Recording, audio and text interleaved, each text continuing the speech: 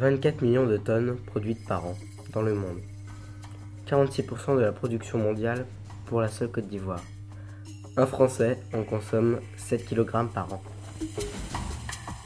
Le chocolat est un aliment qui fait partie de notre quotidien. Il est consommé depuis 1500 ans avant Jésus-Christ en Amérique centrale.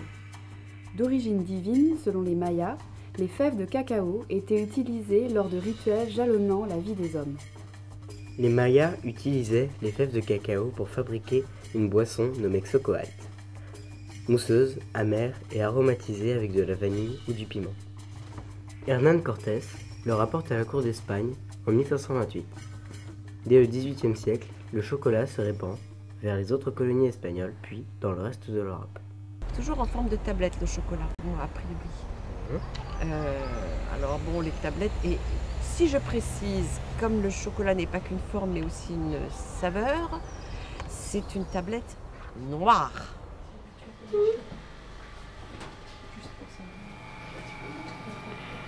On fabrique toute la pâtisserie, donc les macarons et plusieurs sortes de pâtisseries.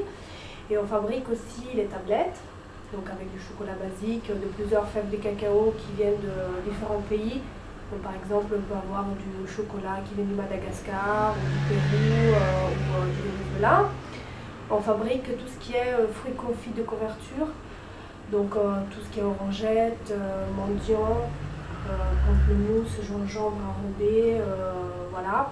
On fabrique pas tout ici, on n'a pas le temps, mais on fabrique aussi les chocolats qui sont en vitrine, donc les ganaches. On fabrique pas par contre les ganaches ici.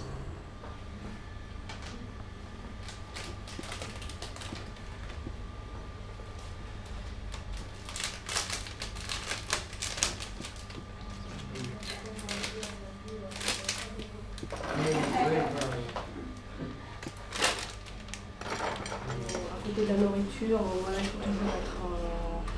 toujours faire attention, surtout quand on est avec un produit qui prend beaucoup les odeurs. Surtout voilà, le chocolat, le beurre de cacao, il prend énormément les odeurs, ça pas tout le monde le sait. Donc c'est pour ça qu'il faut garder toujours les chocolats dans un certain environnement, que ce ne soit pas trop voilà, avec des odeurs fortes. Voilà, sale bien sûr. Et surtout, dans la chocolaterie, voilà, il faut connaître le produit.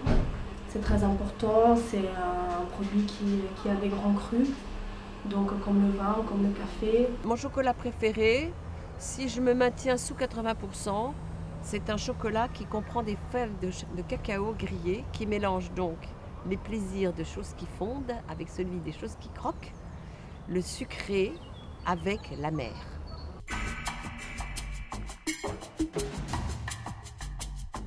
Le chocolat inspire les créateurs, les artisans chocolatiers, les grands couturiers et maintenant même les professionnels de la santé.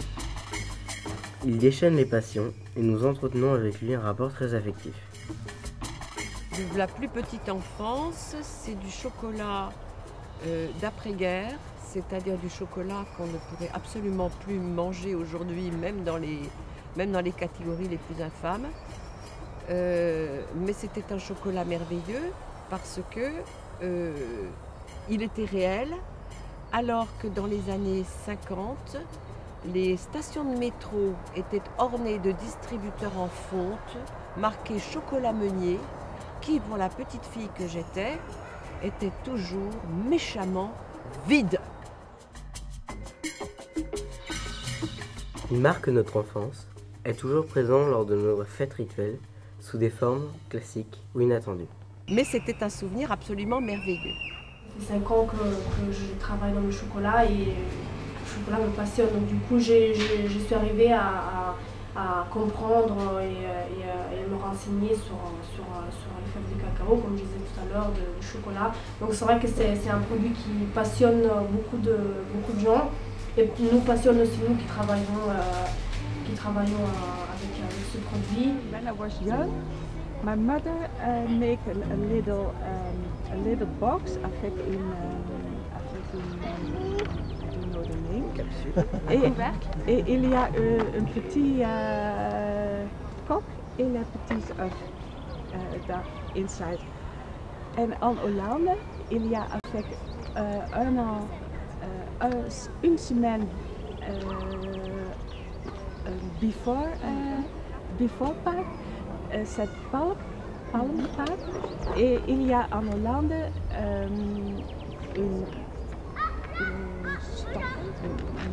une grande boîte et avec les feuilles, et under les feuilles il y a petit des œufs de Pâques.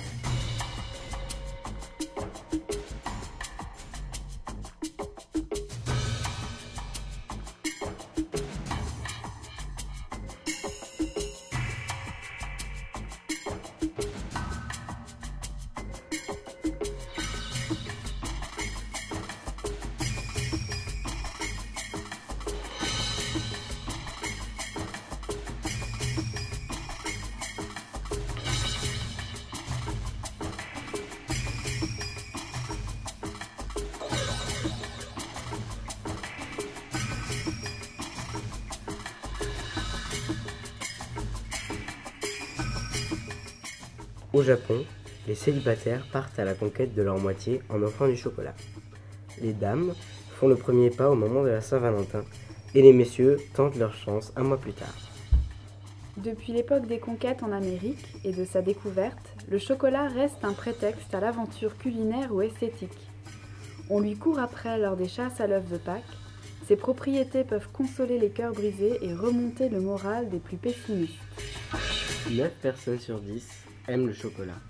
La 10e est menteuse.